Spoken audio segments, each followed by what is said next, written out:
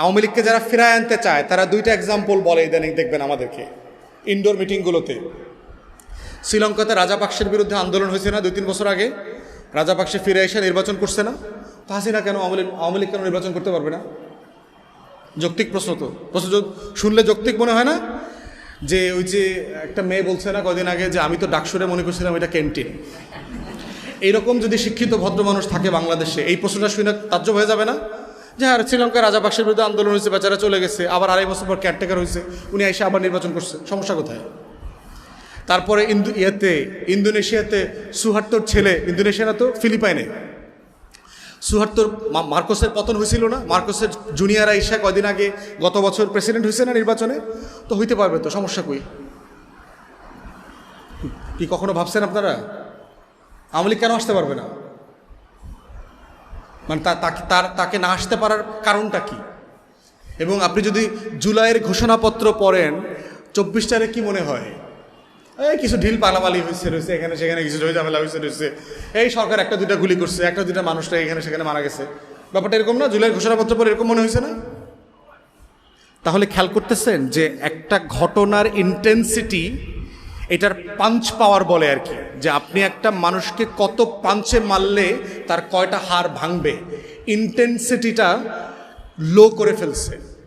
আমার গণ অভ্যুত্থানটা যে স্কেলে হয়েছে, যে ইন্টেন্সিটিতে হয়েছে, এইটাকে খুবই ছোট করে নিয়ে আসতেছে। ছোট করে আনতে আনতে এমন হয়েছে যে কোনো কোনো দল এইটা 75-এর নভেম্বর মাসে নিয়ে গেছে। মানে এইটা যে আমার এখানে শত শত বছরের একটা গুরুত্বপূর্ণ লড়াই, সেইটাকে আমার 90 থেকে ছোট করে ফেলছে। এইটা ওই যে নিরাপদ সড়ক চাই আন্দোলন, এই ভ্যাট বিরোধী আন্দোলন, এই কোটা বিরোধী আন্দোলন, এরকম একটা জিনিস হয়েছে। কিছু লোক মারা গেছে দেশের স্থিতিশীলতার স্বার্থে। এই সেনাবাহিনীর প্রধান উনি দেবদূত আকারে হাজির হয়েছেন। উনি এসে হাসিনাকে রিকোয়েস্ট করছেন, আপা আপনি আপাতত একটু হলিডেতে যান, আমরা এখানে হলিডে রিসোর্ট আপনার জন্য বুক করে রাখছি দিল্লিতে, দোতলা বাসায় গিয়ে থাকবেন, আপনি পরিস্থিতিটা ঠান্ডা হয়ে যাক, আপনি রাজাপাকসের মতো আবার এসে আগামী বছর নির্বাচন করবেন। এই কোনো সমস্যা হয়নি। বক্তব্যটা এরকম না? খেয়াল করছেন টোটাল বয়ানটা কীভাবে করতেছে? হ্যাঁ, মানে বিশ্বাস করে ইউনুসকে দিছিলাম দায়িত্ব, কেউ দেখি মব ঠেকাইতে পারে না, এই আবার খুন খারাপি। সুশীলরা বলা শুরু করছে না আইন শৃঙ্খলা পরিস্থিতির এত খারাপ অবস্থা 16 বছরেও নাকি ছিল না। খেয়াল করছেন? হ্যাঁ, কী লাভ হইলো? জিনিসপত্রের দাম বাড়তেছে, বিদেশি বিনিয়োগ আসতেছে না, চাকরি বাকরি হচ্ছে না, পুলিশের নিরাপত্তা দিতে পারতেছে না। তো আগেই তো ভালো ছিলাম, তাই না? এমন রাষ্ট্র কি চেয়েছিলাম, তাই না? ব্যাপারটা এরকম, এমন রাষ্ট্র কি চেয়েছিলাম? এই রাষ্ট্রের জন্য কি 1400 মানুষ জীবন দিল? এত জীবন দেওয়ার পরও আওয়ামী লীগ নির্বাচন করতে পারবে না? কেমন সম্ভব? কীভাবে সম্ভব? এত রক্তের পরও একটা সেকুলার পলিটিক্স এখানে থাকবে না? এত রক্তের পরও বাংলাদেশে মুক্তিযুদ্ধের পক্ষে শক্তি সে রাজনীতি করতে পারবে না? এত মানুষ এই কারণে জীবন দিয়েছে, কয়দিন পরে এইটাই বলবে যে এত শহীদ রক্ত, এত ছাত্রলীগের নেতাকর্মী গত বছর জীবন দেওয়ার পরে আওয়ামী লীগ রাজনীতি করতে পারবে না? সেটা কিভাবে সম্ভব?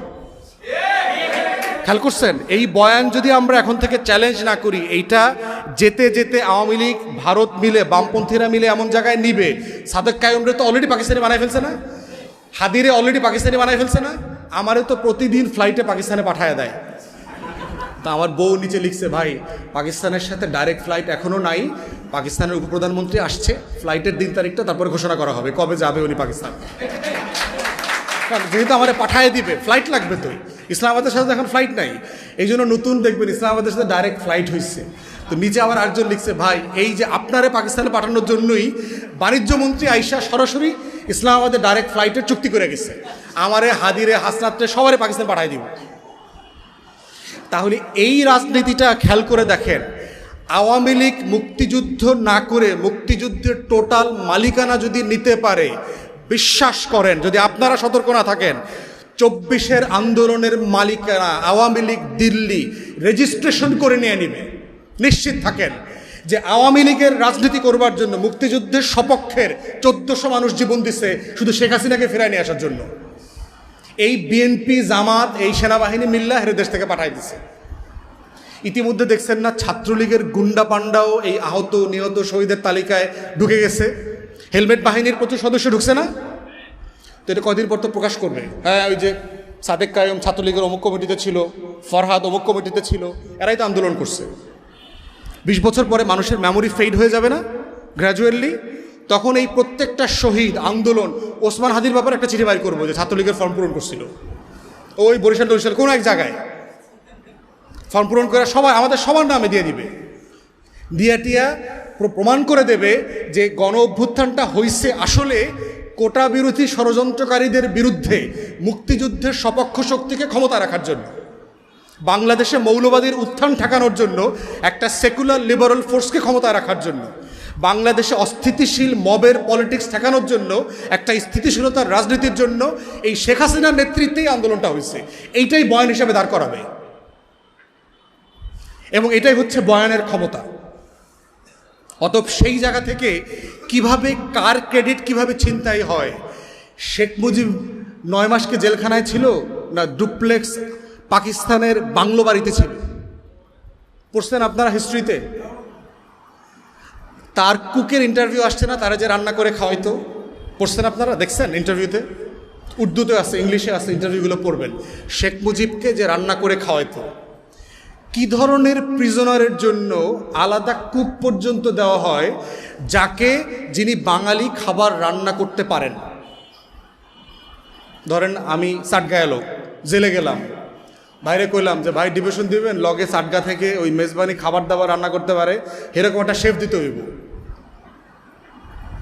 দিয়ে দিল। ব্যাপারটা কেমন হলো? আমি জেলে থাকলাম, ব্যাপারটা এরকম?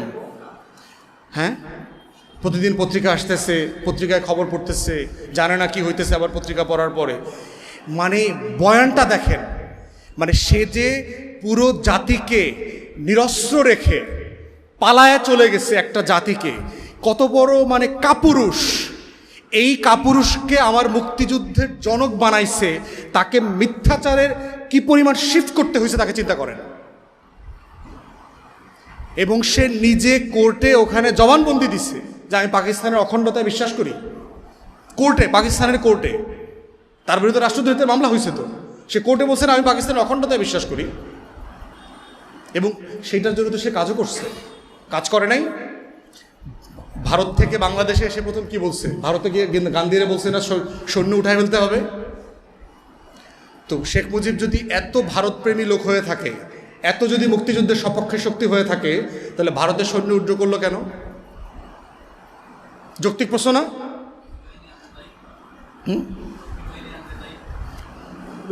দরকার নাই তো, ভারতের বাহিনী উঠে যেতে হবে কেন? ওই দিক থেকে ভুট্টো জাতিসংঘে বলছে এটা ডিসপিউটেড ল্যান্ড, এটা এখনো আমার ভূখণ্ড। শেখ মুজিব দিল্লি হয়ে ঢাকাতে এসে বলতেছে ভারতের সৈন্য চলে যেতে হবে। ইন্দিরা গান্ধীকে দিল্লি থেকে বলছে যে আপনার সোলজার উঠায় নেবেন, আপনি আমাদের সাহায্য করছেন, ধন্যবাদ। এইটা কি ভারতের ন্যারেটিভের সাথে যায় না পাকিস্তানের ন্যারেটিভের সাথে যায়? যে ঠিক আছে আলাদা হয়ে গেছেন ফাইন, কিন্তু ভারতের পেটে ঢুইকেন না। শেখ মুজিবকে তো এটাই বলা হয়েছে। আলটিমেটলি কি? আলাদা হয়ে গেছেন, যুদ্ধ হয়ে গেছে, ফাইন, কিন্তু আপনি ভারতের পেটে ঢুইকেন না। পাকিস্তান কি জিনিস আর ভারত কি জিনিস, এটা শেখ মুজিবের থেকে ভালো কে জানে? তার আত্মজীবনে পড়ছেন না? 46-এ কিভাবে হিন্দু বাড়ি অ্যাটাক করছে, রায়ট করছে, এগুলো লিখছে না সব? 46-এর কলকাতার রায়টে শেখ মুজিব কোন লেভেলের মারামারি করছে এগুলো বলছে না? গোপালগঞ্জে, ফরিদপুরে কিভাবে হিন্দু বাড়ি পোড়ায় টোড়ায় দিছে, এগুলোর গল্প বলছে না সে? সো দুই রাষ্ট্রকেই সে ভালোভাবে চেনে। এখন এইটা বলার মধ্য দিয়ে কি আমাদের স্বাধীনতার আন্দোলন ছোট হয়? না, ছোট হয় না। এটা কোনোভাবেই আমার মুক্তির লড়াইটা ছোট হয় না। যেটা হচ্ছে এই লড়াইটাকে কি আপনি দিল্লির চোখ দিয়ে ব্যাখ্যা করবেন, না এইটাকে আমার নিজস্ব একটা জনযুদ্ধ বাংলাদেশপন্থী চোখ দিয়ে ব্যাখ্যা করবেন? আমার রাষ্ট্রটাকে আমার মতো করে ব্যাখ্যা করবেন কিনা? এর মানে এটা কি যে বাংলাদেশ পাকিস্তান হয়ে যাবে? প্র্যাকটিক্যালি সম্ভব? আমার সীমানা আছে।